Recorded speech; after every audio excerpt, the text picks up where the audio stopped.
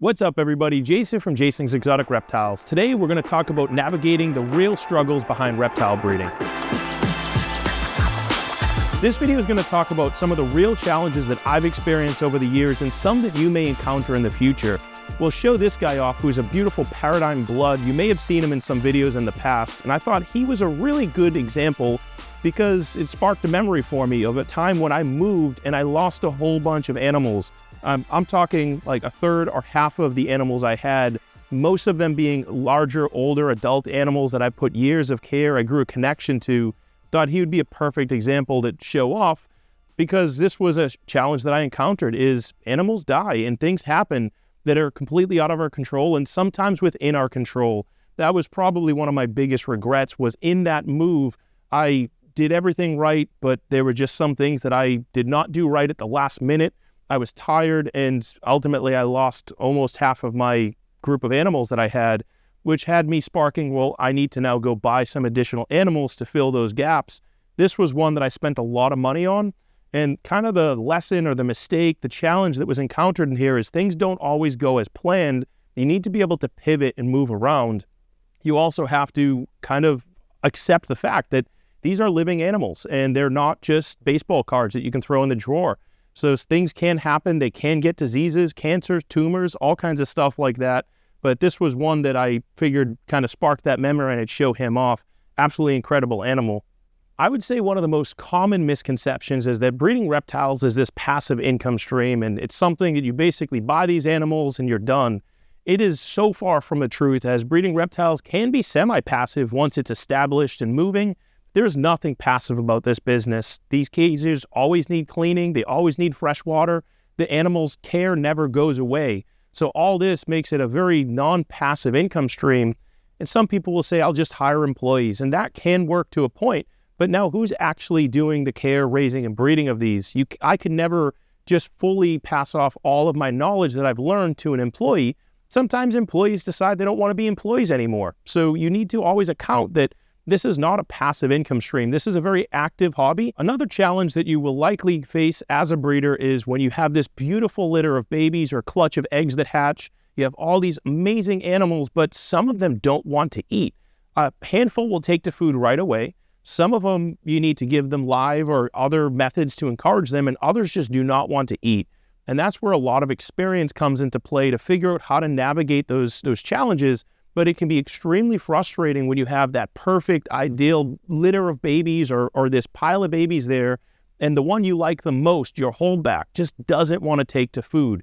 That's a whole other video topic of how to get babies started once they come out of the mom or once they hatch out of the egg, but that is a very real challenge that you're going to encounter as you continue breeding. Another challenge that you will encounter at some point, and I'm actually encountering it this year, is a high rate of infertility and slug outs in the females. Whether it be boas or pythons, this can happen. There is a misconception that this happens more to boas, but it happens quite often to pythons as well. They just don't give you infertile babies as slugs. They give you infertile eggs, and there is a certain success rate. You just know that a little earlier. Pythons usually lay their eggs a couple months after ovulation, where boas usually lay their babies 4 months or so after ovulation. So you see it happening sooner, but it is a very real part of what we do. If I buy a pair of snakes, it doesn't mean that pair is going to produce babies for me. I could get slug outs 3, 4, 5 years in a row from that pair, and maybe it's the male, maybe it's the female. I think it's personally the males that do this. At the same time, it's something you're going to have to deal with along the way, and plans don't always go perfectly, so you need to be able to pivot. That's going to be a common theme, is the ability to pivot throughout these common misconceptions or mistakes or challenges that you're going to encounter. Keeping on the baby theme, something else that you will encounter is you have this beautiful litter, but you're going to have some deformities. You're going to have some stillborns. There's going to be challenges with the mom that lays the babies and challenges with the father that bred them.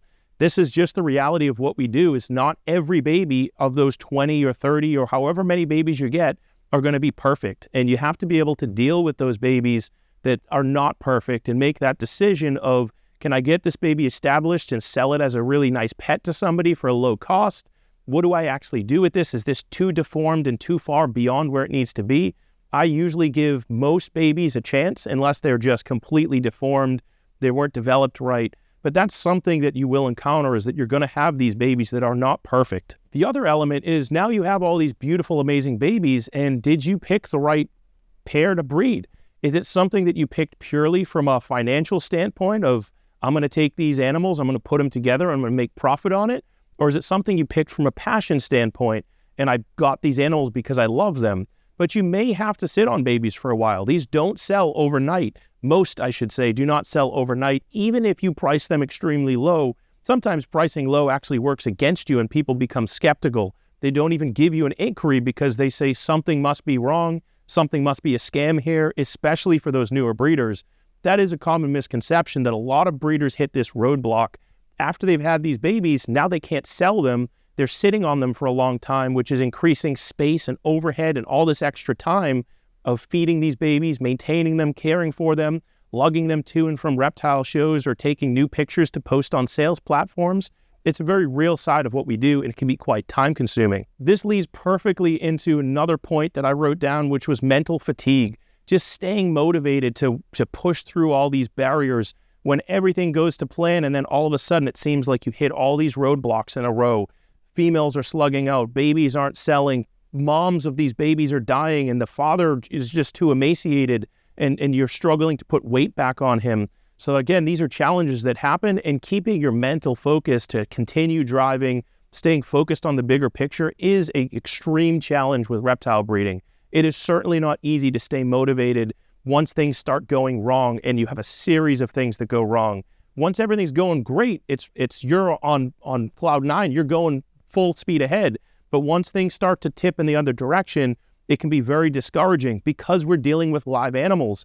And when something starts to die or something's not thriving, it's a real challenge mentally to continue to push through this, especially if you're a solo operator like most small breeders are.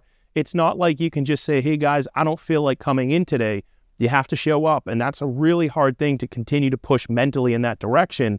If you do, I promise you it does get better, but you have to put in the work to force its growth. Otherwise, you're going to be stuck in this point and it will not get better. You have to put in the effort, put in the time, and force that perspective so you can get those sales, you can get those moms back and make them healthy again, get that parents healthy again, the father, get him eating, get some good weight back on him. And once you start seeing that, you get encouraged again. But it is going to take work to push through those times when it gets really challenging. Another element is when breeding projects don't pan out.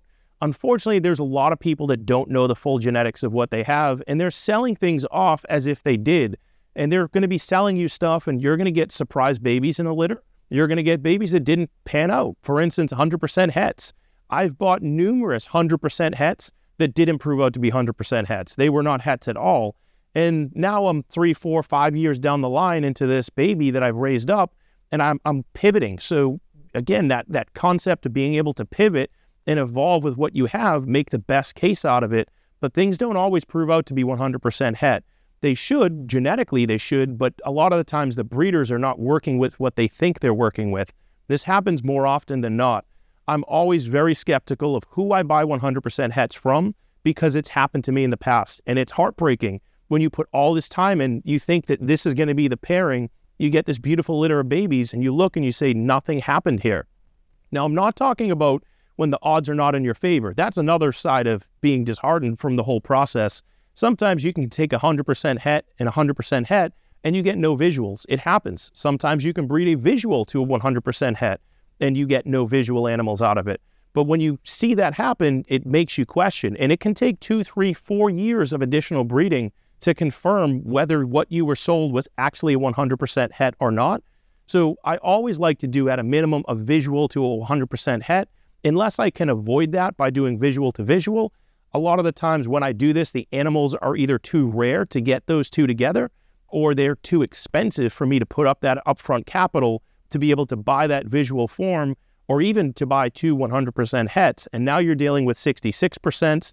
But the concept of this is being able to pivot and making sure that as you're building your group of animals, you're building this group, especially if you're a breeder, everything is somewhat compatible. Another element of this is the emotional side of things. We spoke a little bit about being able to stay motivated, being able to pivot, but because we're all emotionally attached to these are real live animals and they don't just go away. As I mentioned, they have constant care. You need to be involved in their day-to-day. You need to make sure the cages are clean. But it can be emotionally draining, especially as certain things start getting health problems as the animals get older. You have to be able to be realistic with yourself. Can I maintain the scale and level that I'm at? Should I scale up? Should I scale down? If I scale up, can I maintain that? Or does it just going to be mentally and emotionally draining if you do that? So you have to be able to pivot, have to make real decisions based on your actual situation, and don't be overly optimistic that things are just going to get better if you maintain the same pace. Unless you're going to put that effort in to change that, you're going to continue to be drained both mentally and emotionally. It's going to be really hard to pivot from that standpoint. Let me know in the comments section, what's a challenge that you've encountered over your time keeping or breeding reptiles? What's that biggest one that really made you second guess? Did I do the right thing? Am I in the right hobby? Hope you guys enjoyed this video. Until next video, let's keep it moving.